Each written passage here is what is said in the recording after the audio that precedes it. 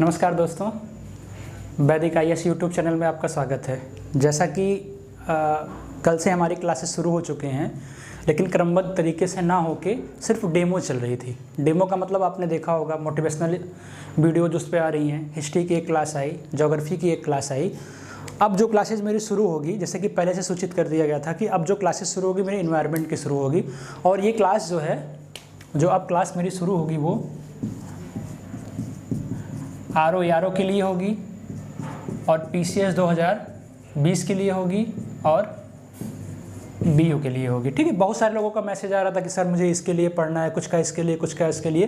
तो GS में कोई डिफरेंसेज नहीं है इन सब चीज़ों के, हम सबको कवर करते चलेंगे।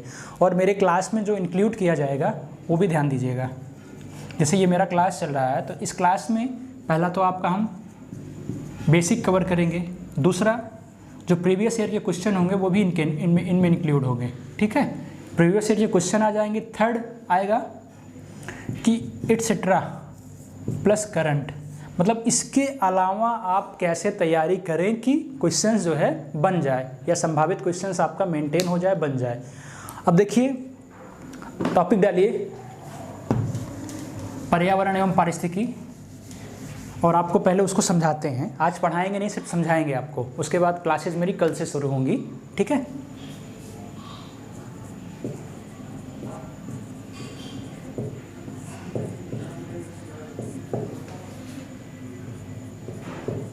पर्यावरण एवं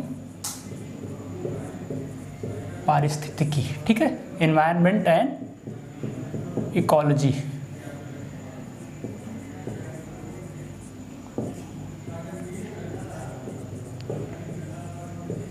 एनवायरनमेंट एंड इकोलॉजी देखा जाए तो दोनों परस्पर अंतर संबंधित है, लेकिन इनको समझने के लिए पहले दोनों को अलग अलग समझना बहुत ज़रूरी है। जैसे अलग अलग दोनों को, मतलब पर्यावरण को आप उठा के इधर करिए और पारिस्थितिकी को इधर करिए। पहले एनवायरनमेंट को हम समझते हैं, फिर उसके बाद क्या कहते हैं, इकोलॉजी को समझते हैं। उसके बाद फिर दोनों में जो संबंध है उनको समझते हैं, फिर हम अपने टॉपिक की तरफ आने का प्रयास करेंगे। ठीक है, तो पर्यावरण होता क्या है?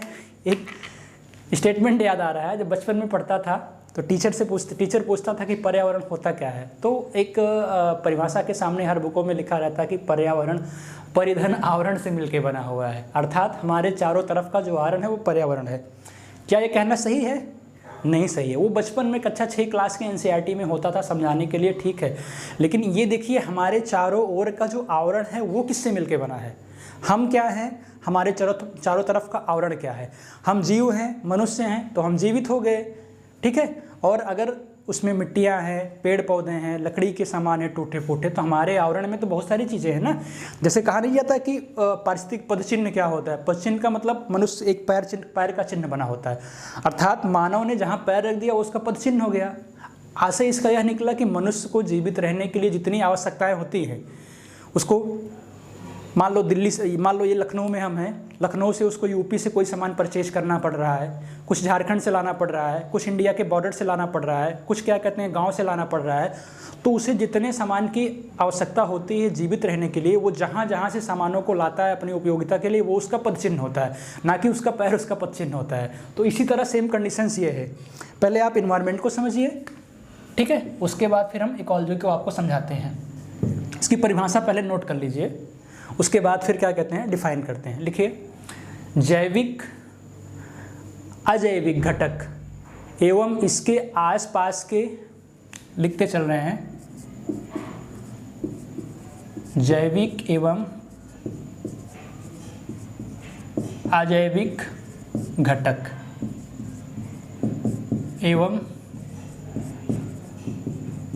एवं इसके आसपास के वातावरण के सम्मिलित रूप को पर्यावरण कहते हैं।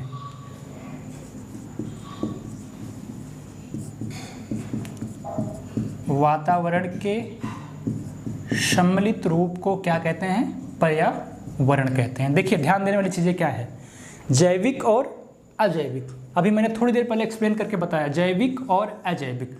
जैविक का मतलब लिविंग, अजैविक का मतलब नॉन लिविंग। अभी क्लास में इसमें कौन कौन से कंपोनेंट आते हैं हम आपको वो भी समझाएंगे। एक बेसिक अवधारणा देखते चलिए, जैसे इसका दायरा यहीं तक नहीं सीमित है। जैसे जीव विज्ञानी क्या कहते होंगे, इसे जैविक पर्यावरण बोलते होंगे। भौतिक विज्ञानी क्या बोलेंगे, भौतिक पर्यावरण बोलेंगे। देखो दायरा इसका बढ़ता जा रहा है। सामाजिक जीव विज्ञानी क्या, सामाजिक विज्ञानी क्या बोलेंगे, वैज्ञानिक इसको सामाजिक पर्यावरण बोलेंगे। आर्थिक इसको आर्थिक पर्यावरण बोलेंगे। मतलब इसका दायरा मनुष्य के हस्तक्षेप के साथ साथ व्यापक बढ़ता चला गया। पारिस्थितिकी तंत्र में अभी आपको बताएंगे इसका दायरा कैसे बढ़ता चला गया और परिभाषाएं मॉडिफाई होकर चेंज होती चली गई। ठीक है, तो अभी समझने के लिए देखिए थोड़ा सा, मान लीजिए कि जैविक के बारे में अगर हम बात करते हैं आपको समझाने के लिए, और अजैविक के बारे में बात करते हैं। ठीक है, एक अजैविक को वो ये भी बोलते हैं क्या, भौतिक पर्यावरण, फिजिकल इन्वायरमेंट भी बोलते हैं। अजैविक पर्यावरण को क्या बोलते हैं, ये भी बोलते हैं। ठीक है, और ये हो गया जैविक। अब जीवित चीज़ें क्या हो सकती है, सोचिए जैविक पर्यावरण में क्या आ सकता है, वनस्पति आएगा, जंतु आएगा। इसीलिए इसको दो वर्ग में बांट दिया गया है, वनस्पतिक पर्यावरण और जंतु पर्यावरण। पहले समझिए फिर आपको लिखा देंगे। जंतु पर्यावरण और क्या हो गया, वनस्पतिक पर्यावरण हो गया। और जंतु वनस्पतिक फिर क्या गया, इसमें क्या आ जाएगा, इसमें पादप आ गए, जंतु आ गए, वनस्पति आ गए, सूक्ष्मजीव आ गए। ठीक है, दोनों को मिला के अगर कॉमन लिखा जाए, जंतु आ गए, पादप आ गए, वनस्पति आ गए और सूक्ष्म जीव आ गए। सूक्ष्म जीव का मतलब वियोजक, वियोजक का मतलब अपघटक, जो सले गले पदार्थों को क्या कहते हैं, वियोजित करते हैं। ठीक है, अब इसको समझिए फिर आपको हम इंक्लूड करते हैं चीज़ों को। इसमें क्या आ गया अजैविक पर्यावरण में, इसमें स्थलाकृतिक पर्यावरण आ गया, या स्थल मंडलीय पर्यावरण आ गया, वायुमंडलीय आ गया, जलमंडलीय आ गया। ठीक है, स्थल मंडलीय पर्यावरण, वायुमंडलीय पर्यावरण और इसी तरह जलमंडलीय पर्यावरण। तो अजैविक पर्यावरण का निचोड़ क्या बन के निकला हमारे सामने, वायु, जल और स्थल हो गया। वायु, जल और स्थल हो गया। ठीक है, तो हमने अभी परिभाषा में क्या कहा कि परिधन, आवरण, चीज़ें वही हैं। हमारा बचपना था समझने का, इसलिए हमें यही बताया जाता था कि हमारे चारों तरफ का जो आवरण है, जो सामान है, जो वस्तु है, वो पर्यावरण है। अब हम थोड़ा थोड़ा बुद्धिजीवी होते गए तो उसकी परिभाषाएं थोड़ा सा अपने शब्दों में जटिल बनाने का प्रयास करने लगे। अब देखिए आपके सामने क्या आया, ये हम हो गए, जंतु हो गए, जैविक हो गए, मनुष्य हो गया। हमारे चारों तरफ का आवरण क्या है, वनस्पति है, पादप है, वायु है, जल है और स्थल है, बहुत सारी चीज़ें हैं। तो इनको मिला के क्या बना, पर्यावरण बना। इसी तरह इकोलॉजी को समझिए, फिर इनके दोनों के अंतर संबंध को आपको समझाने का प्रयास करते हैं। ठीक है, छोड़ते हैं इसको यहीं पे। देखिए इकोलॉजी को समझिए, फिर इनके अंतर संबंध को समझिए आप। ठीक है, कहा गया पारिस्थितिकी क्या है, साइंस है ये भी। ठीक है, ये साइंस है, मतलब क्या है, विज्ञान है। कोई बता सकता है कि पारिस्थितिकी शब्द का उपयोग सबसे पहले किसने किया था, एनीबॉडी?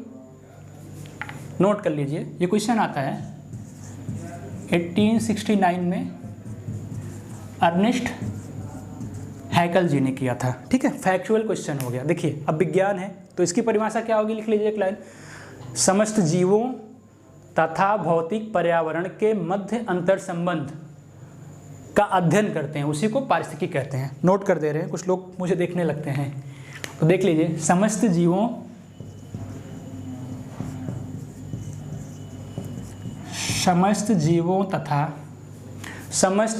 तथा भौतिक पर्यावरण के मध्य अंतर संबंध, भौतिक पर्यावरण के मध्य अंतर संबंध को क्या कहते हैं, पारिस्थितिकी कहते हैं। हमने क्या बताया, इन सब चीज़ों का दायरा अपने आप में बढ़ता चला गया। दायरा बढ़ने का मतलब क्या होगा, दायरा बढ़ा, पर्यावरण पारिस्थितिकी में मानव का हस्तक्षेप हुआ।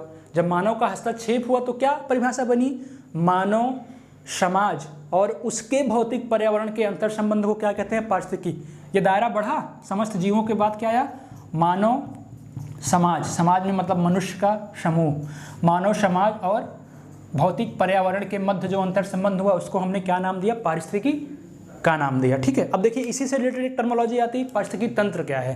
पहले सारी टर्मोलॉजी को आप समझ लीजिए ताकि मुझे बताना ना पड़े बार बार आपको, उसके बाद इन चीज़ों के अंतर संबंध को बताएंगे, अभी अपने आप पूरा का पूरा डिफाइन हो जाएगा। पारिस्थितिकी तंत्र, इकोलॉजिकल सिस्टम। ठीक है, इसका जनक कौन था, इसका वर्ड सबसे पहले कौन, इस नाम को सबसे पहले कौन लिया था, ये भी नहीं पता है। A.G. टांसले। ठीक है, A.G.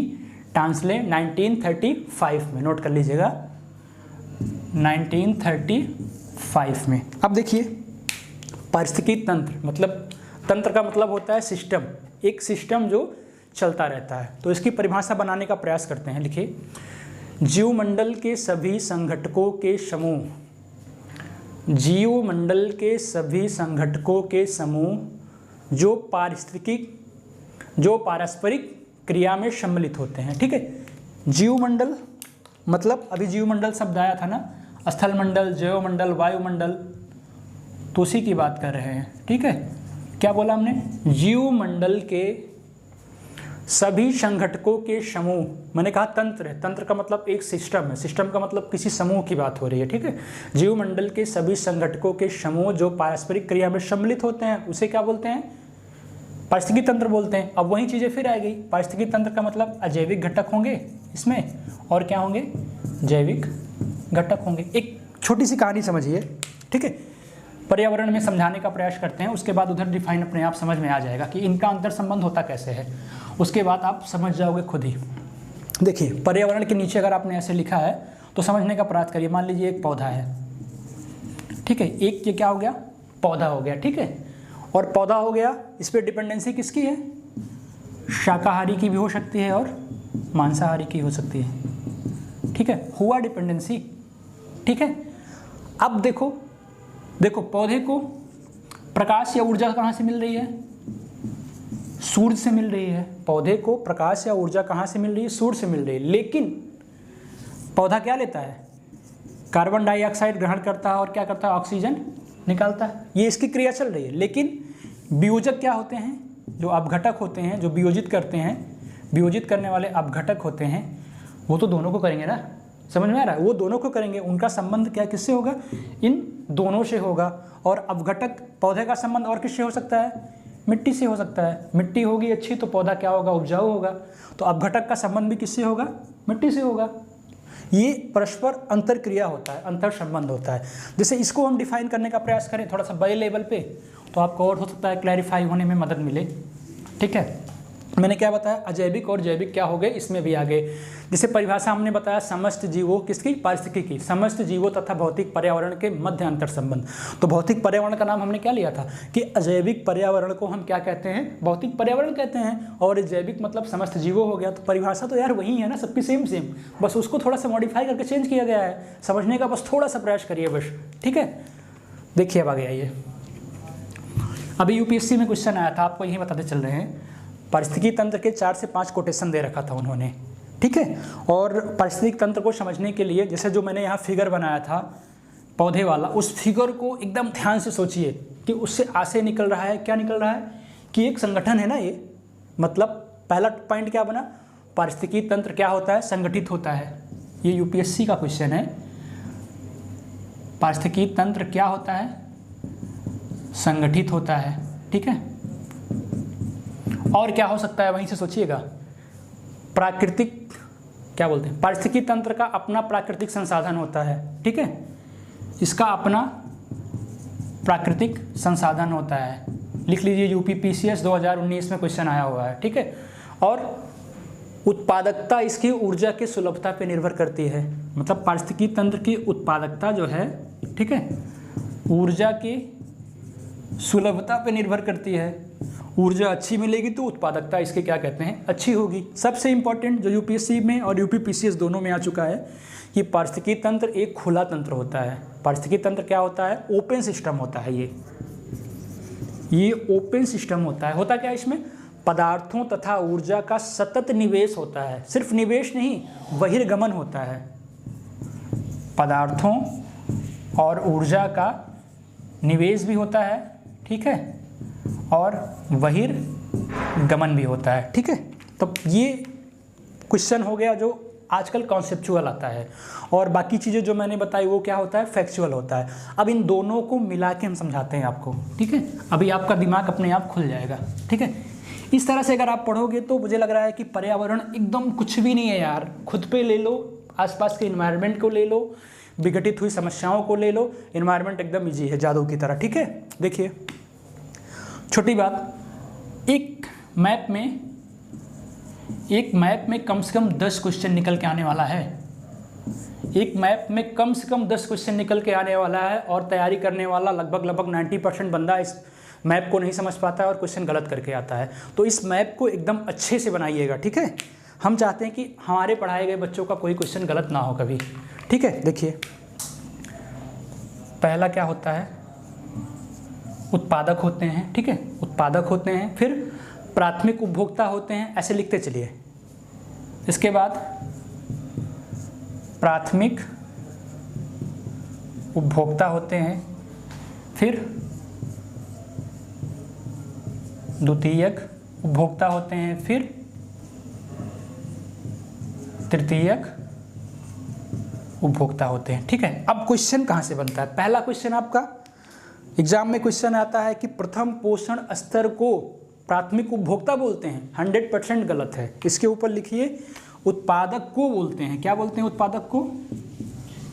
प्रथम पोषण स्तर बोलते हैं। ठीक है, अब इसको क्या बोलेंगे? इसको द्वितीय पोषण स्तर बोलेंगे, इसको तृतीय पोषण स्तर बोलेंगे, और इसको चतुर्थ पोषण स्तर बोलेंगे। एक क्वेश्चन तैयार हुआ, 1 2 3 4 क्वेश्चन आपके तैयार हुए कि नहीं? देखो, अब इन सबको खाने के लिए कौन है? जो सर्वाहारी होगा, यहाँ पे मान लीजिए आपका सर्वाहारी बैठा हुआ है। सर्वाहारी जो बैठा हुआ, इसका संबंध तो सबसे होगा ना। सर्वाहारी तो सबको खाएगा ना, इसलिए इसको क्या बोलेंगे? सर्वोच्च पोषण स्तर बोलेंगे। ये भी एग्जाम में आ चुका है। इसको क्या बोलेंगे? सर्वोच्च पोषण स्तर बोलेंगे। ठीक है, अगर और छोटी बात, जैसे सर्वाहारी इसके ऊपर बैठा हुआ है, वैसे इसको वियोजित करने के लिए वियोजक भी तो बैठा है। यहाँ पे अपघटक भी तो बैठा है, वो तो सबको वियोजित करेगा ना। सबको वियोजित करने के साथ साथ सर्वाहारी को भी तो वियोजित करेगा। ये भी तो कभी सड़े गलेंगे। मनुष्य है, अगर मनुष्य फल भी खाता है, कंदमूल फल भी खाता है, गेहूं चावल भी खाता है, मांस भी खाता है, तो क्या हुआ? वो सर्वोच्च पोषण स्तर का हुआ। वो भी तो कभी मृत होगा, सड़ेगा, तो उसको क्या कहते हैं? अपघटन क्या करेंगे? वियोजित करेंगे। तो ये इनका पारस्परिक अंतर संबंध हो गया। बाकी पहले को इससे जोड़ने का प्रयास करोगे तो क्या होगा? पहले को जोड़ने का प्रयास करोगे, उत्पादक में हरे पौधे आ गए, जिसको उत्पादक को क्या बोलते हैं? उत्पादक को क्या बोलते हैं? स्वपोषी बोलते हैं। ठीक है, तो हरे पेड़ पौधे आ गए, ले लीजिए क्या करता है?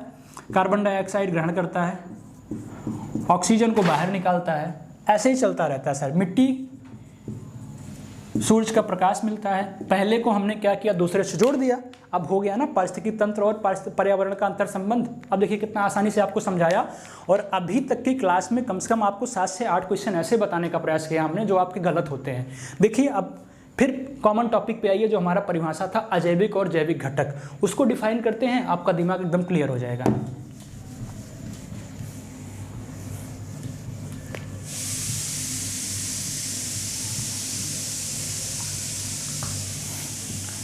समझने का प्रयास करो यार, बाकी कुछ नहीं रखा है किताबों में। बस हम भी आपकी तरह बच्चे हैं, बस थोड़ा सा मंथन करते हैं, मनन करते हैं कि चीज़ें एकदम अच्छे से समझ में आ जाएं, गलती ना हो, वहीं आपको बताने का हम प्रयास करते हैं। देखो, घटक हो गया। घटक हमने आपको क्या बताया? आपको हमने 2 घटक बताया। पहला क्या बताया? पहला अजैविक घटक बताया, और दूसरा आपको हमने क्या बताया? जैविक घटक बताया। ठीक है, देखिए लिविंग और non living, non living and living. ठीक है, देखिए अजैविक घटक को भौतिक घटक भी कहते हैं। ठीक है, सबसे पहले लिखिए, इसमें भौतिक घटक होता है, कार्बनिक होता है, अकार्बनिक होता है। ठीक है, जब ये जान जाओगे तो अपना अंतर संबंध खुद ब खुद समझ जाओगे, ज़रूरत ही नहीं पड़ेगी। कार्बनिक होता है और अकार्बनिक होता है। तो भौतिक में क्या आएगा यार? कॉमन सेंस लगाओ। भौतिक में तापमान आएगा, ह्यूमिडिटी आएगी, आर्द्रता आएगा, लाइट आएगा मतलब प्रकाश आएगा, और क्या आएगा? स्थलाकृतियाँ आएगी। ठीक है। और कार्बनिक में क्या आएगा, कार्बन, कार्बन का मतलब क्या, जल होता है ना, हाइड्रोजन ऑक्सीजन होता है, जल आएगा, गैस आएगा, मिट्टी आएगी, खनिज आएगा। दिमाग बस थोड़ा सा लगाने की ज़रूरत है, जल आएगा, गैस आएगा, मिट्टी आएगा, और क्या आ सकता है, खनिज आएगा। और अकार्बनिक में क्या आएगा, अकार्बनिक में प्रोटीन आएगा, वसा आएगा, कार्बोहाइड्रेट आएगा। ठीक है, प्रोटीन, वसा और कार्बोहाइड्रेट आएगा। ठीक, अब ये जान गए आप ना पूरी तरह की अजैविक घटक होते क्या हैं और जैविक घटक होते क्या हैं। इसी को हमने थोड़ा सा बता के एग्जाम में छोड़ दिया और अब क्या कहते हैं, परिभाषा में छोड़ दिया गया। आप समझते हैं कि यार ये है क्या। अब इसको जान गए ना कि आपके आसपास आप प्रोटीन ग्रहण करते हो, वसा ग्रहण करते हो, आप जल पीते हो, गैस का कहीं ना कहीं यूटिलाइज करते हो, टेम्परेचर लेते हो, ह्यूमिडिटी भी लेते हो, लाइट की ज़रूरत है आपको, विभिन्न स्थलाकृतियों पर रहते हो। मतलब आपके आसपास का जो आवरण है उसी को 6 के एग्जाम में कह दिया गया कि पर्यावरण, मनुष्य के चारों ओर का आवरण, मतलब चारों ओर का आवरण इन मूलभूत चीज़ों से बन के बना हुआ है ना। ठीक है, देखिए अब जैविक घटक में देखिए, जैविक घटक में 3 कंपोनेंट इसमें होते हैं जो हमने आपको पहले बता दिया, वही चीज़ें जो फिर दोबारा समझा रहे हैं। एक उत्पादक होता है, दूसरा उपभोक्ता होता है और तीसरा आप घटक होता है। एक बात हमेशा याद रखना, ये हमेशा क्या होता है, स्वपोषी होता है। उत्पादक क्या होता है, स्वपोषी होता है। स्वपोषी का मतलब जो अपना भोजन स्वयं बनाते हैं, मतलब कौन बनाता है, हरे पेड़ पौधे बनाते हैं, क्योंकि उनको बना के तो कोई देता नहीं है। तो उत्पादक पे किसको रखा जाता है, हरे पेड़ पौधे, बेचारे सीधे साधे, सिर्फ कटते हैं बस लोगों से। ठीक है, अगर और स्वपोषी की बात करोगे क्या कहते हैं, तो जड़ युक्त पौधे इसमें आते हैं। और पानी की बात कभी क्वेश्चन पूछ लेता है कि पानी में उत्पादक के रूप में कौन से पौधे काम करते हैं, तो पादप लोग जो होते हैं वो पानी में काम करते हैं उत्पादक के रूप में। तो ये सब क्वेश्चन है, इंपॉर्टेंट है, ये सब प्रीवियस ईयर क्या है क्वेश्चन को हम इंक्लूड कर दे रहे हैं। यहाँ पे जड़ युक्त होते हैं। क्वेश्चन आया है, बिना जड़ युक्त पौधे भी जमीन पर उत्पादक का काम करते हैं, करते हैं, नहीं करते हैं। ठीक है, क्योंकि जड़ युक्त पौधे ही तो पानी खींचेंगे ऊपर, क्या बोलते हैं उसको, जाइलम, फ्लोएम, अभी ये सारी चीज़ें आपको हम पढ़ाएंगे। अब उपभोक्ता में क्या हुआ, वहीं प्राथमिक उपभोक्ता, द्वितीयक उपभोक्ता और तृतीयक उपभोक्ता हो गया। अब घटक में क्या हुआ, बैक्टीरिया, कवक आ गए, जो क्या कहते हैं, पोषण कहाँ से लेते हैं, मृत कार्बनिक पदार्थों से लेते हैं। कितना आसानी से आपको समझाने का प्रयास किया। अगर अब भी अगर आपके ये क्वेश्चन गलत होते हैं पहले चैप्टर को, तो जान लीजिए कि पढ़ना फिर बेकार है। देखिए, अब आप अगर बैठोगे पढ़ने के लिए कभी भी, तो एक फ्रेम दे रहा हूँ आपको जाते जाते, उस फ्रेम को आप क्या कहते हैं, रोज़ रोज़ देखिएगा, उसकी परिभाषा अपने आप घर पे लिख के लाइएगा। देखिए, एक फिगर बना दे रहा हूँ, आप कभी भी पर्यावरण पढ़ने बैठोगे तो ये परिभाषाएं, टर्मोलॉजीज आपको हमेशा याद करनी पड़ेगी। ठीक है, और कोशिश करना कि होमवर्क दे रहा हूँ घर से क्या कहते हैं, अच्छी से इन परिभाषाओं को लिख के आप लेके आना। देखो, एक क्रमबद्ध तरीके से चीज़ों को समझिए। सबसे पहले क्या होता है, जीव होता है, जीव होता है। उसके बाद फिर क्या होता है, प्रजाति होती है। जीव होता है, प्रजाति होती है, फिर क्या होता है, जनसंख्या होती है। जीव, प्रजाति, जनसंख्या, फिर समुदाय होता है। समुदाय के बाद क्या कहते हैं, परितंत्र होता है, बायोम होता है, समुदाय होता है, परितंत्र होता है, बायोम होता है, और फिर अंत में क्या होता है, जीव मंडल होता है। जीव मंडल होता है, जिसको बोलते हैं जैव मंडल होता है। ठीक है, समझने वाली चीज़ है, हमें बताने की ज़रूरत तो ऐसे पड़ेगी नहीं, लेकिन देख लो जैव मंडल होता क्या है, आसान सी चीज़ है। जैव मंडल होता क्या, पृथ्वी का वह भाग जहाँ जीवन है उसी को क्या बोलते हैं, जैव मंडल बोलते हैं। पृथ्वी का वह भाग जहाँ जीवन है, जहाँ जीवन है वो क्या हो गया, जैव मंडल हो गया। देखिए, जीव है तो जीव को क्या बोलेंगे, एक जीवित प्राणी। एक जीवित प्राणी मतलब मानव हो गया, मानव भी क्या है, जीव है। तो इसकी परिभाषा में लिख सकते हो क्या होता है, एक जीवित प्राणी। ठीक है, इसी के ऊपर प्रजाति है। प्रजाति का मतलब जीवित प्राणियों का समूह, मानव है, मानव का समूह हो गया तो उसको हम क्या बोलेंगे, प्रजाति बोलेंगे। बोलते नहीं, मानव प्रजाति मतलब जीवित प्राणियों का क्या हो गया, जो समूह हो गया वो क्या हो गया, प्रजाति हो गई। अब जनसंख्या, जनसंख्या का मतलब हो गया एक समूह, ठीक है, एक समूह या एक समान क्षेत्र पर ना, एक समान क्षेत्र पर क्या कहते हैं, रहने वाली प्रजाति, प्रजातियों का समूह क्या हो गया, जनसंख्या हो गया। अब इन प्रजातियों का समूह किसी विशेष क्षेत्र में रहेगी, ऐसे समझते चलो। अगर इन्हीं प्रजातियों का समूह किसी विशेष क्षेत्र में रहेगा तो उसको हम क्या बोलेंगे, जनसंख्या। जैसे मनुष्य इलाहाबाद में इतने लोग रह रहे होंगे, 59,59,000 जितने भी होंगे, उनको मिला के क्या बोलेंगे, इलाहाबाद की इतनी जनसंख्या, मतलब समस्त मानव इलाहाबाद में इतना रहता है। देखो समझने का प्रयास है। अब ऊपर जाओगे समुदाय पे तो अपनी परिभाषा खुद बनाने का प्रयास करो कि किसी समय पर समुदाय आ गया तो स्पेसिफिक टाइम लग गया। हो सकता है कि एक समुदाय यहाँ पे है, फिर चल के कहीं और चला गया, फिर कहीं और चला गया, तो कह सकते हो किसी समय पर किसी क्षेत्र में रहने वाले और परस्पर अंतर क्रिया करने वाले समूह या जनसंख्या। समूह समुदाय है तो जनसंख्या आ जाएगी। एक क्षेत्र पर रहने वाले किसी समय पर, पहला टाइम आ गया, फिर एरिया आ गया, उसके बाद फिर क्या आ गया, वो विशिष्ट जनसंख्या हो गई। तो इनकी परिभाषाएं क्रमबद्ध रूप से व्यवस्थित हैं, ठीक है। जैसे बायोम हो गया, बायोम को बोलते हैं क्षेत्रीय पारिस्थितिक तंत्र। क्षेत्रीय पारिस्थितिक तंत्र मतलब क्या होता है कि विशेष क्षेत्र में, विशेष क्षेत्र में मतलब विशेष जलवायु जो होती है, उस जलवायु में पनपने वाले पौधे, पनपने वाले जीव, रहने वाले पेड़ पौधे, वो उनका अपना विशिष्ट बायोम होता है, उसी को हम क्या बोलते हैं, बायोम बोलते हैं। अब परितंत्र की बात आ गई, एक दूसरे तथा अपने जैविक पर्यावरण के साथ जो अंतरक्रिया करते हैं, ऐसी समुदाय को क्या बोलते हैं, ऐसे समुदाय को क्या बोलते हैं, परितंत्र बोलते हैं। तो इन चीज़ों को अच्छे से घर पे जाके देख लीजिएगा और इनकी परिभाषा जैसे हमने बताने का प्रयास किया। जीवित प्राणी, जीवित प्राणियों का समूह प्रजाति हो गई, फिर अगर ये विशेष क्षेत्र पर रहती है तो जनसंख्या हो गई, और इन्हीं का समय और एरिया लग गया तो ये हो गया, फिर ऐसे ऐसे ये हो गया, ये फिर अंत में क्या हो गया, जीवमंडल हो गया, पृथ्वी का भाग जहाँ जीवन है। तो इस तरह चीज़ों को माइंड मैप में बनाओ और यहाँ पे इसकी डिफिनीशंस लिखो और देखिए क्या कहते हैं, अपने आप एक डायग्राम में पूरा का पूरा 4-5 पेज कवर हो गया और आपका एग्जाम भी गलत नहीं होगा। जब भी मन करे फ्रंट पेज का डायग्राम खोलिए, इसकी परिभाषा देखिए और तैयारी करिए।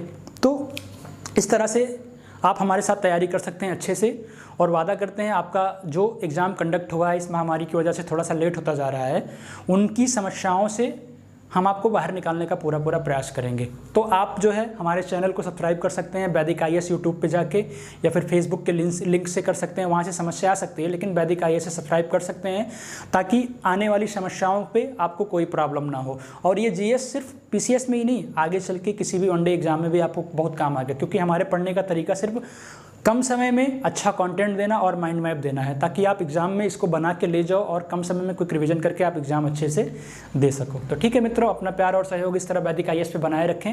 वादा करते हैं कि आपका एग्जाम सफल होगा। धन्यवाद।